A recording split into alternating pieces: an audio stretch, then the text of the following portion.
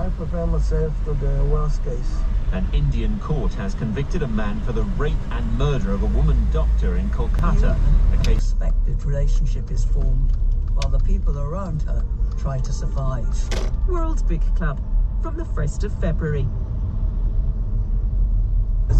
And if you can help with these things, a school was mentioned, a well has been mentioned, so we are all going to go back and sit down and talk about what the wants and needs are and develop a strategy for development so that they are self-sufficient and sustaining.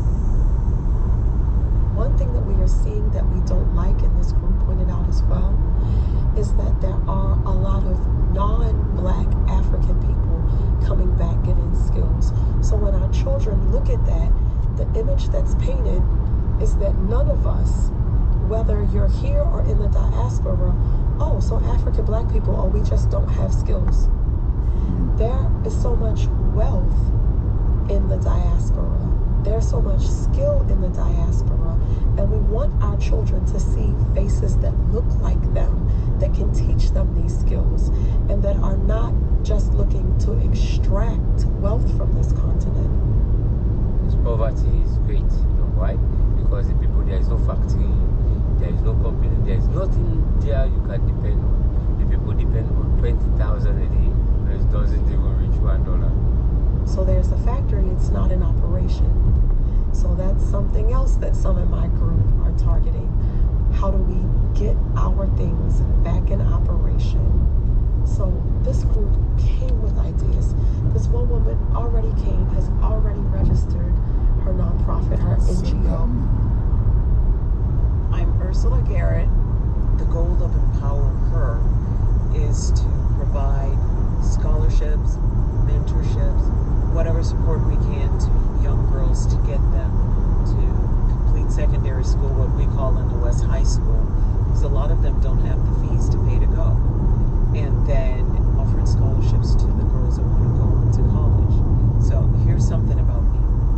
I was a teen mom. I became a mother at 14. 1 week after I graduated high school, I got married. I was only 17. My parents had to sign because I could not legally marry without their signature. You know, by doing that, I forfeited a scholarship to college. I had to figure out a way to mother these children and still rise up out of poverty. And so that was a long journey for me. That's the main thing I want to do, is empower these young girls to be strong, independent women. But in our village, we're going to start by building a training center. Entrepreneurship is my passion, and that's what I want to teach in the business training. How to be an entrepreneur.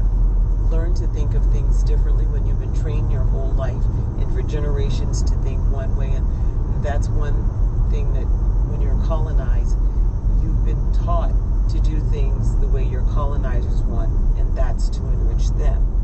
And now you have to start thinking, how do I enrich myself? Pastor Stephen. Some Africans are embracing us broadly. Others are probably, with a little more skepticism and will say, well, we'll see. And that's fair. And so all I can say to them is watch us work. And it won't be without its bumps and missteps. That's life 101. But all right, we're now at that's going to be a blessing for our cousins. Tula Marine. It's going to be a blessing for us. Airport.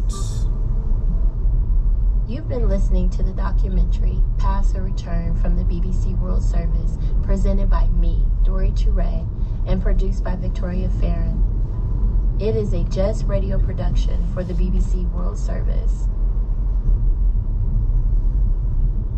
This is the BBC World Service with Harriet Gilbert to tell you about the next World Book Club. How I Live Now by Meg Rosoff is an unusual story of teenage love. As war looms, 15-year-old Daisy is sent from the United States to stay in Britain. Now living with her cousins, a new and unexpected relationship is formed, while the people around her try to survive. World Book Club from the 1st of February.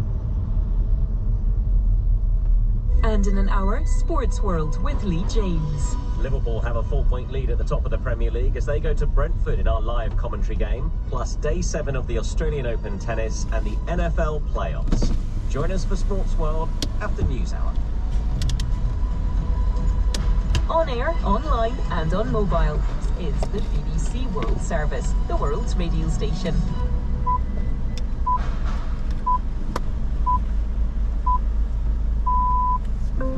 Welcome to News Hour from the BBC World Service. I'm Paul Henley. Israel's cabinet has ratified a deal with Hamas, paving the way for fighting in Gaza to stop on Sunday and for the first Israeli hostages to be released. Just 15 months, but I don't know what is condition. I prepare myself to the worst case. An Indian court has convicted a man for the rape and murder of a woman doctor in Kolkata, a case that sparked nationwide protest.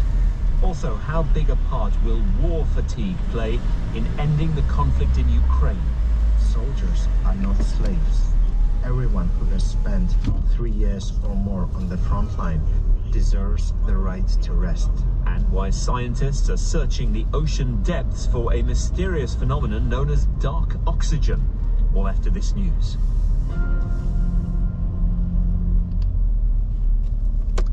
Hello, I'm Roisin Hastie with the BBC News.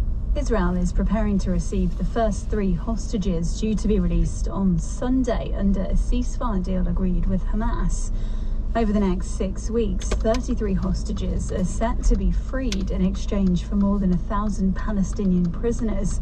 John Donaldson is in Jerusalem. After 15 months of death and suffering, the deal is finally done. For almost 2 million Palestinians in Gaza, as well as for the families of some of the Israeli hostages and Palestinian prisoners, it will bring a little hope and relief. The ceasefire will come into effect on Sunday. 3 Israeli hostages held by Hamas should then be handed over to the Red Cross, and Palestinian prisoners will be freed in exchange.